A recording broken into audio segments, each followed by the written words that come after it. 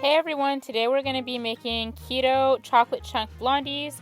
First thing we're going to do is get our parchment paper and line our baking sheet with it and preheat our oven to 350. I don't really know how to line this sheet, but this is what mine looks like. If you know how to do better, then do better. The next thing to do is mix the butter, almond butter, and monk fruit sweetener. This recipe said to use ghee, which I don't like, but I suppose I could at least use Kerrygold. This is the almond butter that I used. After this experience, I definitely recommend Kirkland. And I didn't have the golden monk fruit that this called for, so I used 1,000,000,001 packets instead. So now what you see here is me mixing this almond butter so that I can measure it. As you can see, it's making a mess. And then it got in the junk drawer and I had a mess to clean. Now I'm just giving all that a good mix, making sure not to get any more in the junk drawer. And we're gonna add 2 eggs. I didn't have any pasture-raised eggs. My family's really weird about the fridge. But if you're fortunate enough to have some of those, then use those. And then you're supposed to mix that for 1 minute. As you can see, that one yolk doesn't want to break.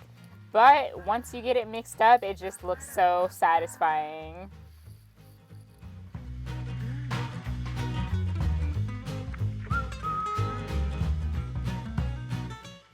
And next we're adding in some collagen. I had the Bulletproof brand vanilla one. That's what it says to use. I should have used it, but I got too excited.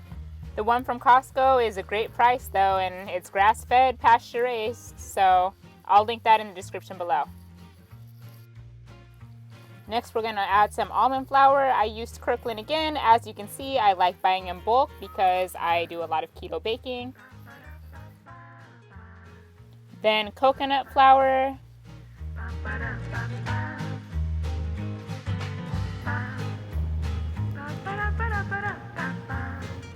And baking soda, not baking powder. I had to double check.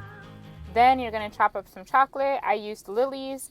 If you're watching from Bulletproof, can somebody please tell Dave Asprey to get some of his products in more stores, because I just don't have time to be waiting for stuff to come online. I like this knife because it looks like an actual chocolate cutter almost. And here she is, the star of our show.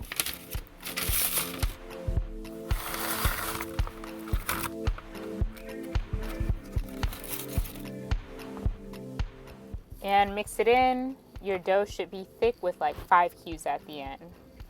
That's how you know you've done it right. Then press it down into your baking pan. And a rubber spatula worked wonders for me.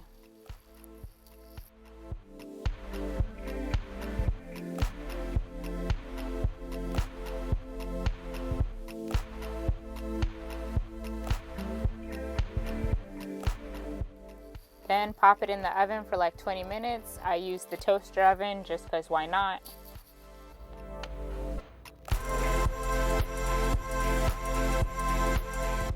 Take it out when golden brown and slice into 12 equal pieces.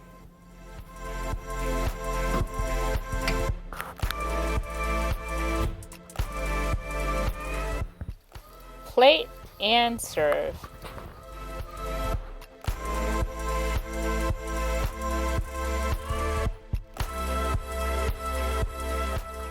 I ate mine with some unsweetened cashew milk.